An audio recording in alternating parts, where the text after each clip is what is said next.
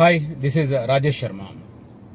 ఒకప్పుడు అంటే 80వ దశకంలో, అదే రకంగా 90వ దశకంలో ఏదైనా ఒక మేజర్ టౌన్కి, మోస్ట్ ప్రాబ్లీ మున్సిపాలిటీ అనుకోండి, ఎంటర్ అవుతూ ఉంటే ఒక కాలనీ కనిపించేది. దాంట్లో కొన్ని కేటగిరీస్ కనిపించేవి. మనం వాటిని ఏపీహెచ్బి కాలనీనో, లేకపోతే హౌసింగ్ బోర్డ్ కాలనీనో, లేకపోతే హౌసింగ్ కాలనీనో రకరకాలుగా పిలుచుకునేవాళ్ళు. నాకు తెలిసి నేను since I'm from Kamareddy area కాబట్టి, కామారెడ్డి మా వైపు నుంచి, దొమ్మకొండ వైపు నుంచి కామారెడ్డి ఎంటర్ అవుతూ ఉంటే left side housing board colony ఉండేది. అదే రకంగా మా ఫ్రెండ్స్ చదువుకున్న మెదక్ ఏరియాల నుంచి కూడా మేము రామాయంపేట నుంచి మెదక్ ఎంటర్ అవుతుంటే లెఫ్ట్ సైడ్ ఏపీహెచ్బి కాలనీ ఉండేది. అట్లా అవి అందరికీ తెలిసినవి. అయితే దాంట్లో హైలైట్ ఏంటంటే కేటగిరీస్ ఉండేవి. ఒక్కొక్క స్థాయిని బట్టి ఒక రకంగా కేటగిరీస్ ఉండేవి. వాటి మీద చర్చలు జరిగేవి. ఎలాంటి చర్చలు అంటే, ఏ కేటగిరీలో ఎలాంటి పీపుల్, ఏ స్థాయి పీపుల్ ఉంటారు అనేది చర్చ జరిగేది. చాలా ఇంట్రెస్టింగ్ టాపిక్స్ ఆ రోజుల్లో. ఆ తర్వాత కాలక్రమేణా అట్లాంటివి విధానాలు మారిపోయినాయి. రకరకాల కొత్త కొత్త మార్పులు వచ్చినాయి. ఇప్పుడు ఏంటంటే కేసీఆర్ దానికి ఒక కొత్త నామకరణం చేసి 2BHK అని చెప్పి, ఎందుకు ఇరుకురుకు గదుల్లో ఉండడం, మీకు 2 కొడుకు కోడలో లేకపోతే కూతురు అల్లుడు వస్తే వాళ్ళు ఎక్కడ ఉంటారు, వాళ్ళ కోసం కన్వీనియంట్ ఉండాలి అని చెప్పి 2BHK అని ఒక కొత్త కాన్సెప్ట్ తీసుకొచ్చారు. So that some proud feeling for ఇంటి ఓనర్కు రాపించారని. నిజానికి కాన్సెప్ట్ మంచిదే, బట్ ఇంప్లిమెంటేషన్ అనేది మనకు తెలుసు కదా, రాజకీయ నాయకుల లెక్కలు. అది పక్కన పెడదాం. ఇప్పుడు ఇదంతా ఉపోద్ఘాతం దేనికంటే, ఆ కాన్సెప్ట్ మరొక్కసారి రాబోతుంది. కాంగ్రెస్ గవర్నమెంట్ అధికారంలో ఉంది, మనకు తెలుసు, తెలంగాణలో. సో వీళ్ళు ఏం చేస్తున్నారంటే, గతంలో కాంగ్రెస్ ప్రభుత్వాలు అధికారంలో ఉన్నప్పుడు ఏ కాన్సెప్ట్స్ ని అమలు చేశారు పేదలకు ఇళ్లను ఇవ్వడానికి అనేది, ఆ కాన్సెప్ట్ ను మళ్లీ ఒకసారి తిరగ తోడడం ద్వారా, కొత్తగా ఇంప్లిమెంట్ చేయడం ద్వారా, ఆ పాత లెగసీస్ మనందరికీ తెలుసు. ఒక ట్యాగ్ లైన్ తగిలిస్తారు, ఇందిరమ్మ ఇళ్ళు, రాజీవ్ గృహకల్ప.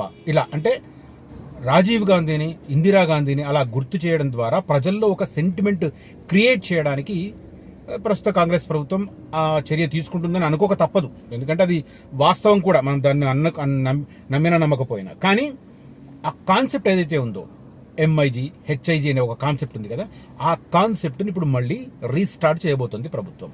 ఎక్కడ, ఎలా, ఈ వీడియోలో నేను చెప్తాను. రైట్, కంటెంట్లోకి వెళ్లే ముందు, ఫ్యూచర్ సిటీ నేను చెప్తూ వస్తున్నాను. ఫ్యూచర్ సిటీకి సంబంధించి నేను చెప్తున్న వీడియోలో వాస్తవం 90% వాస్తవంగా తేలుతున్నాయి. జూన్ నుంచి ఫ్యూచర్ సిటీ యాక్టివిటీ పెరుగుతుందని చెప్పాను. సేమ్ జరుగుతుంది. ఇప్పుడు ఈ 2-3 డేస్లో పర్మనెంట్ ఎంప్లాయీస్ కనుక అపాయింట్ అయితే, ఆ తర్వాత దానికి సంబంధించిన కార్యకలాపాలు శరవేగాన్ని అందుకుంటాయి. ల్యాండ్ అప్పగించే ప్రాసెస్ మొదలవుతుంది. ఆ తర్వాత కన్స్ట్రక్షన్స్, ఆ తర్వాత భూములు వేలం వేయడం, కొత్త లేఅవుట్లకు పర్మిషన్లు ఇవ్వడం, కన్స్ట్రక్షన్లకు పర్మిషన్ ఇవ్వడం, ఇవన్నీ స్టెప్ బై స్టెప్ జరుగుతాయి. సో ఫ్యూచర్ సిటీ కోర్ ఏరియాకు దగ్గరలో ఇప్పుడు కనుక మీరు ఇన్వెస్ట్ చేస్తే వచ్చే 5 yearsలో బెనిఫిట్ పొందే అవకాశం ఉంది. But subject to condition, core area మాత్రమే. కోర్ ఏరియా దాటి మీరు పెట్టారనుకోండి, ఖచ్చితంగా 10-12 ఏళ్ళు వెయిట్ చేయాల్సి వస్తుంది. నా విమర్శకులకు కూడా నేను చాలా స్పష్టంగా చెప్తున్నాను, కోర్ ఏరియా మాత్రమే 5 yearsలో డెవలప్ అవుతుందని చెప్పి ఘంటాపథంగా చెప్తున్నాను. కోర్ ఏరియా దాటి సెకండ్ ఫేజ్ రావడానికి ఖచ్చితంగా 10-12 ఏళ్ళు పడుతుంది. ఆ తర్వాత FCDA జీవోలో ఏవైతే మెన్షన్ చేశారో 56 గ్రామాలు, అదంతా విస్తరించడానికి ఖచ్చితంగా 15 ఏళ్ళు పడుతుంది. కాబట్టి ఎంపిక చేసుకునేప్పుడు కోర్ ఏరియా అది తెలుసుకోండి. సెకండ్ ఫేజ్ లో ఇన్వెస్ట్మెంట్ ఎక్కడ చేస్తే బాగుంటుంది అనేది చూసుకోండి. లేదు థర్డ్ ఫేజ్ కు ప్రిపేర్ అయితే దాని ప్రకారం ఆలోచన చేయండి. కానీ అమౌంట్ విషయంలో మాత్రం జాగ్రత్త పడాలి. ఎందుకంటే థర్డ్ ఫేజ్ లో వచ్చే ఏరియాలో కూడా అబ్నార్మల్ ప్రైసింగ్ ఉంది. అది కరెక్ట్ కాదు. ఏ గ్రామాలు ఏంటి అనేది నన్ను కాంటాక్ట్ చేసిన వాళ్ళు, నన్ను కలిసిన వాళ్ళకి నేను చెప్తాను. రైట్, కోర్ ఏరియా ప్లాట్ల కోసం మాత్రం కనిపిస్తున్న నంబర్లో కాంటాక్ట్ చేయండి. దాంతోపాటు మహేశ్వరం ఏరియాలో మేము HMDA వెంచర్ లాంచ్ చేశాం. దానికి సంబంధించి జూన్ 21వ తేదీ వరకు లాంచింగ్ ఆఫర్ అవైల్ చేసుకునే అవకాశం ఉంది. లాంచింగ్ ఆఫర్ కనుక మీరు అవైల్ చేసుకుంటే 1 yearలో 30-30% మీకు అప్రిషియేషన్ కన్ఫర్మ్గా ఉంటుంది. లాంచింగ్ ఆఫర్ పొందితే మాత్రమే. ఏంటి అనే వివరాలు కూడా నన్ను కాంటాక్ట్ చేయవచ్చు కనిపిస్తున్న నంబర్లో. ఇక ప్రభుత్వం కొత్తగా తీసుకురాబోతున్న ఈ విధానం ఏంటి, దానికి సంబంధించిన డీటెయిల్స్ నేను అవుట్లైన్ చెప్తాను. అల్ప మధ్య అధిక ఆదాయ వర్గాలకు ఇళ్ళు, దీన్ని 3 కేటగిరీలు చేస్తున్నారు. లో బడ్జెట్, మిడిల్ బడ్జెట్, అదే రకంగా ఎక్సెస్. దీనికి సంబంధించి ఫస్ట్ ఆఫ్ ఆల్ ప్లాన్ చేస్తున్న ప్లేస్ కూకట్పల్లి. నేను ఇది ఎందుకు హైలైట్ చేస్తున్నానంటే, కూకట్పల్లి ఏరియాలో ఎవరైనా ఇల్లు తీసుకుందామని అనుకున్న వాళ్ళు అమ్మో ఎక్కడ భరిస్తాం అని, అంటే ఒక లెవెల్ వాళ్ళు మాత్రమే కూకట్పల్లిలో ఫ్లాటో, ఇక ప్లాట్ అయితే మామూలు విషయం కాదు. మొన్ననే చూసాం కదా, హౌసింగ్ బోర్డు పక్కనే వేలం వేస్తే ఒక గజం 2,98,000 రూపాయలు పోయింది. అలాంటి ప్లేస్లో ఎవరైనా ఒక 200 గజాలు కొని ఏదైనా చేద్దాం అనుకున్నారనుకో, ఒకసారి లెక్కేసుకోండి, మైండ్ బ్లాక్ అయిపోతుంది. కాబట్టి కూకట్పల్లి ఏరియాలో ల్యాండ్ కొనుక్కునేది అప్పర్ మిడిల్ క్లాస్ కాదు కదా, ఒక సంపన్న వర్గాలకు కూడా కొంత రిస్కే ఇప్పుడున్న పరిస్థితుల్లో. అలాంటి చోట్ల ఫ్లాట్ కొనాలన్న వాళ్ళు కూడా మళ్ళీ ఆలోచిస్తున్నారు. ఎందుకంటే ఫ్లాట్ ఆ ఏరియాలో ఉంటే 1.5-2 కోట్ల పై మాటే. అలాంటి ప్లేస్ను వదులుకొని చాలా దూరంగా పటాన్చెరు వైపు ఇంకా దూరంగా వెళ్ళి కొనుక్కుంటున్న వాళ్ళు చాలా మంది కనిపిస్తున్నారు. అలాంటి వారికి ఇది శుభవార్తగా చెప్పాలి. ఎందుకంటే కూకట్పల్లి ఏరియాలో వెరీ ఫస్ట్ 80 ఎకరాలలో ఈ కాన్సెప్ట్తో, నేను ఇందాక చెప్పాను కదా, అల్ప, మధ్య, అదే రకంగా ఉన్నత వర్గాలకు సంబంధించి 3 కేటగిరీల రూపంలో అక్కడ నిర్మాణాలు చేయడానికి ప్రభుత్వం ఫస్ట్ ఫేజ్లో సిద్ధమవుతుంది. కూకట్పల్లిలో 80 ఎకరాల్లో అపార్ట్మెంట్లు, LIG, MIG, HIG, lower income group, middle income group, higher income group, LIG, MIG, HIG పేరిట అక్కడ ఫ్లాట్లు అలకట్ చేసే పరిస్థితి. సేమ్ టైం అక్కడే కొన్ని ఇళ్లు కూడా కట్టిద్దాం అనుకుంటున్నారు, ఇందిరమ్మ ఇళ్లు. బట్ అవి కొనుగోలు చేద్దాం అనుకున్న వారికి సాధ్యం కాకపోవచ్చు. కొంత ఓటర్ బ్యాంక్ పాలిటిక్స్ కోసం అవి ఉపయోగపడతాయి. నేను దాని గురించి నేను ఎక్కువ టచ్ చేయను, ఎక్కువ టచ్ చేసి కాంట్రవర్షియల్ కామెంట్ చేసి నాకు వద్దది. సో గృహ నిర్మాణ శాఖ దీనికి సంబంధించి హౌసింగ్ కార్పొరేషన్ ఏదైతే ఉందో దాని ఆధ్వర్యంలో ఇది చేయాలని చెప్పి టేకప్ చేస్తున్నారు. సమగ్ర వివరాలతో ఆల్రెడీ క్యాబినెట్ కు ఈ నివేదిక చేరింది. సో ఇది దీనికి సంబంధించి ఎలాంటి హెచ్చరిక జరిగిందంటే, అల్ప, మధ్య, అధిక ఆదాయ వర్గాల వారికి సరసమైన ధరల్లో ఇళ్లను నిర్మించాలని భావిస్తున్న రాష్ట్ర ప్రభుత్వం అందుకోసం కొత్తగా ఒక విధానాన్ని తీసుకురావాలని నిర్ణయించింది. ఈ విధాన రూపకల్పన కోసం టెండర్లు పిలువగా ఒక కంపెనీ దక్కించుకుని హౌసింగ్ బోర్డు అధికారులకు సమగ్ర వివరాలతో ఒక నివేదిక సమర్పించింది. ఆ నివేదిక మీద ఇప్పుడు కేబినెట్ స్థాయిలో కసరత్తు జరుగుతుంది.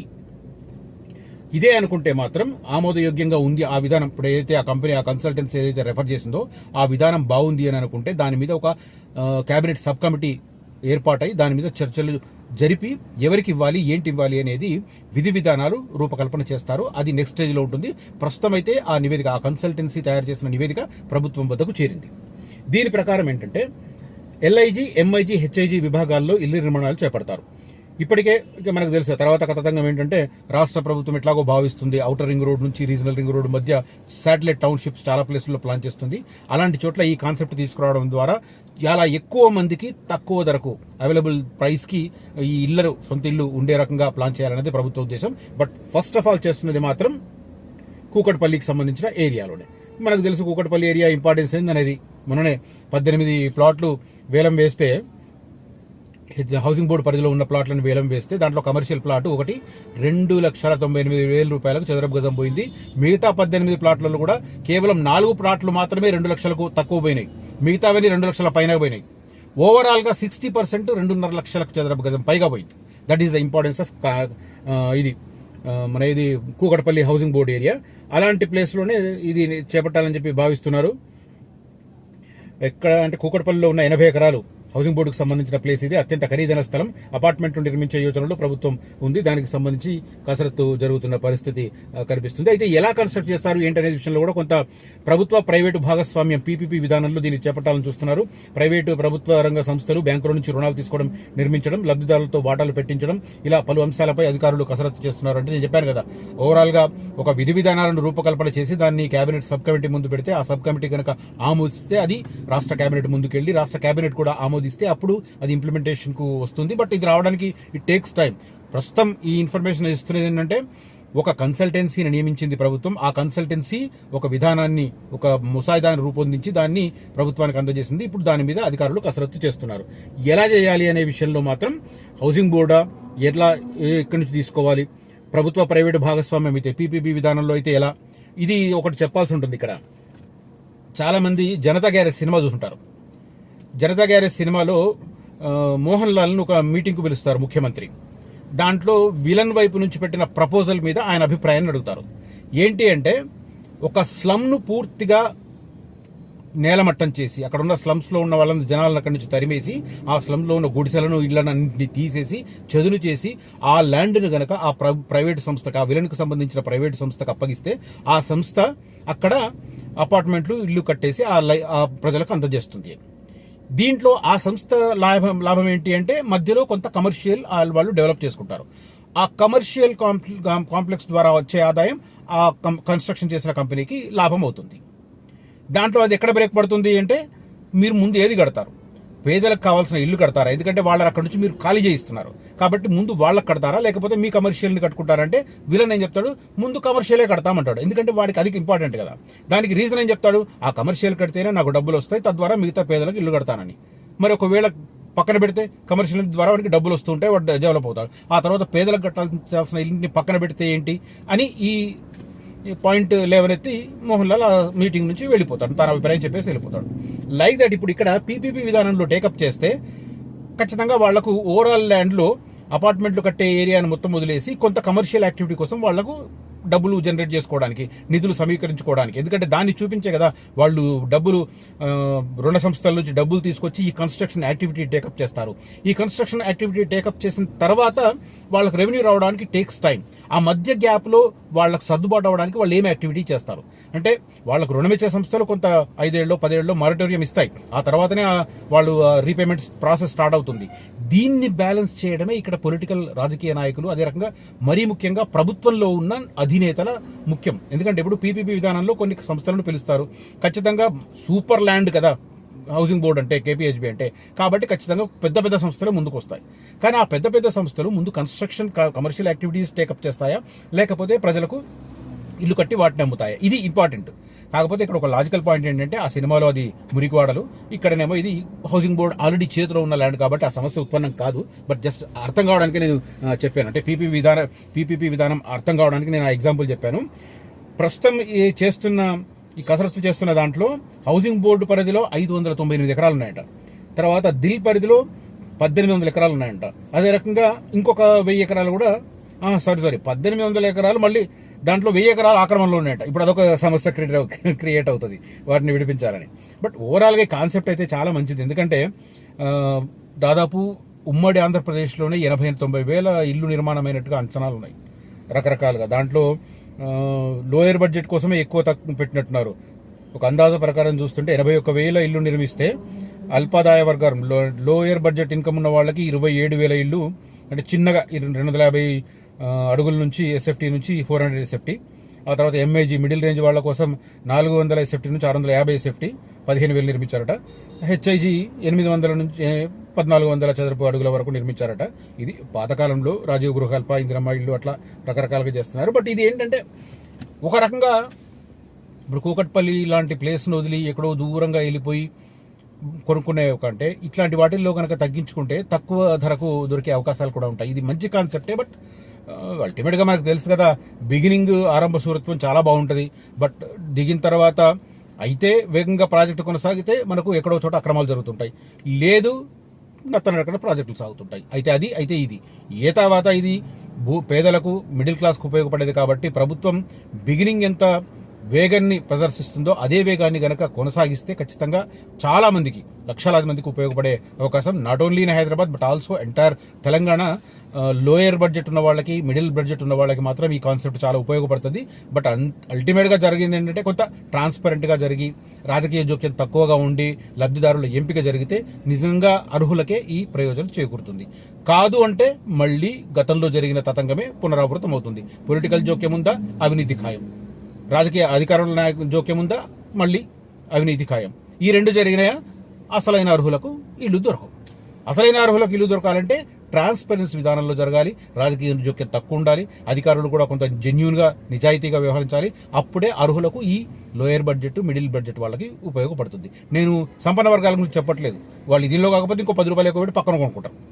బట్ అల్టిమేట్ గా సమస్యల్లో lower budget and middle budget వాళ్ళకి. కాబట్టి వాళ్ళకు ఉపయోగపడాలంటే ప్రభుత్వం ట్రాన్స్పరెంట్ గా వర్కౌట్ చేయాలి, పొలిటికల్ జోక్యాన్ని తగ్గించాలి.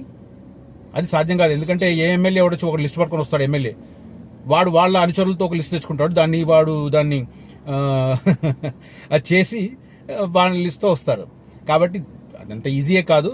బట్ మేబీ ఒకవేళ ప్రభుత్వ అధినేతల సంకల్పం గట్టిదైతే పేదకు మధ్యతరగతి వర్గానికి ఉపయోగం జరుగుతుంది ఈ కాన్సెప్ట్తో అన్నది నా అభిప్రాయం.